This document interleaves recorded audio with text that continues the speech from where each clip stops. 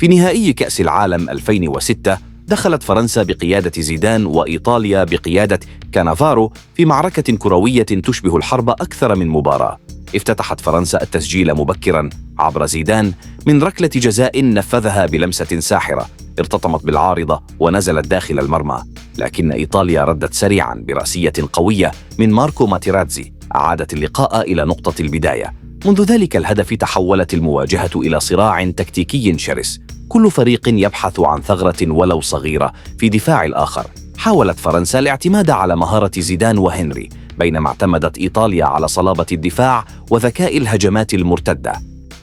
في الشوطين الإضافيين تصاعد التوتر وبدأ الإرهاق يظهر على اللاعبين، لكن النسق ظل عالياً ومشحوناً، وفي لحظة ستظل خالدة في تاريخ المونديال.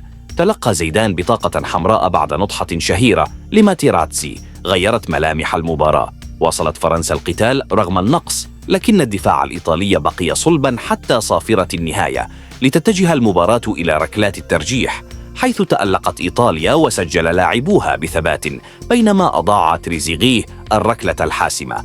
وانتهت الليلة بتتويج إيطاليا بطلة للعالم للمرة الرابعة، في نهائي لا يزال محفوراً في ذاكرة كل عاشق لكرة القدم.